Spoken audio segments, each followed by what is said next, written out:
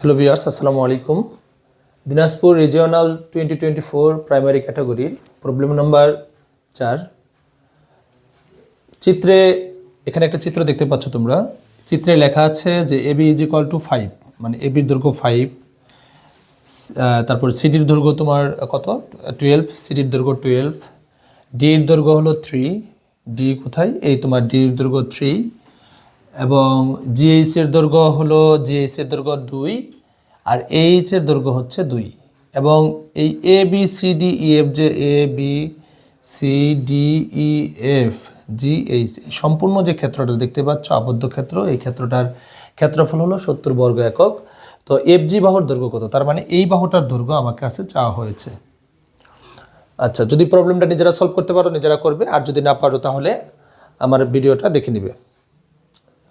তো আমি একটা কাজ করে নিই, এখানে বাড়তি এই দুটো কাজ করে নিই। একটা কাজ হলো এই জিকে ভরিত করি, ঠিক আছে, এই ক্ষেত্রটা ধরি, এটা পি বিন্দু দিলাম, আর ইএফকে ভরিত করি এই কিউ পর্যন্ত, এটা কিউ বিন্দু দিলাম। তাহলে এখানে কিন্তু তিনটা আয়তক্ষেত্র বিভক্ত হলো, এ একটা আর এ একটা।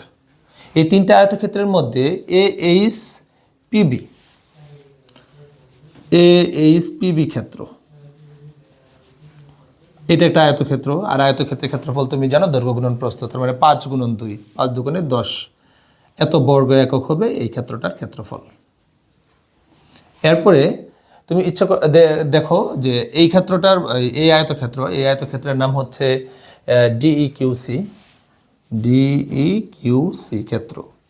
এই ক্ষেত্রে ক্ষেত্রফল কত হবে, 3 × 36, দৈর্ঘ্য হলো 12 আর প্রস্থ হলো 3, 3 × 36 বর্গ একক। তাহলে এই দুইটা ক্ষেত্রের মোট ক্ষেত্রফল কত হলো, মোট ক্ষেত্র হচ্ছে 10 আর 36 যোগ করলে 46 বর্গ একক। তার মানে অবশিষ্ট যে ক্ষেত্র GPFQ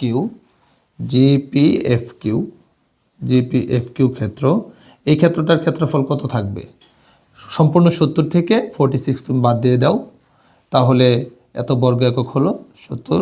10 থেকে 6 বাদ দিলে 4, হাতের 1, 4-এর মধ্যে 5, 7 থেকে 5 বাদ দিলে 2, মানে 24 বর্গ একক। তার মানে এই ক্ষেত্রটা 24 বর্গ একক। এই ক্ষেত্রের কিন্তু এই সম্পূর্ণ বাহুটুকু কিন্তু এটা যদি 5 হয়ে থাকে তাহলে এটাও কিন্তু 5।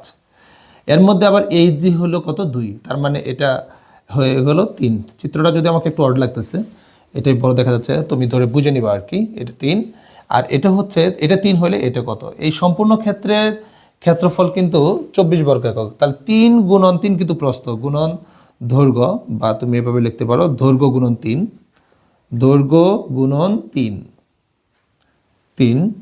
24। তাহলে সুতরাং দৈর্ঘ্য কত হবে, দৈর্ঘ্য হবে 24/3, তার মানে 8। এটাই হবে অ্যান্সার। আমার প্রবলেমগুলা সলভ তোমাদের যদি ভালো লাগে অবশ্যই চ্যানেলটি সাবস্ক্রাইব করবে, আর সাবস্ক্রাইব করলে তোমরা আমার যে নতুন ভিডিওগুলো দেওয়া থাকবে এই ভিডিওগুলো তোমরা তৎক্ষণাৎ পেয়ে যাবে। সবাই ভালো থাকো, আসসালামু আলাইকুম।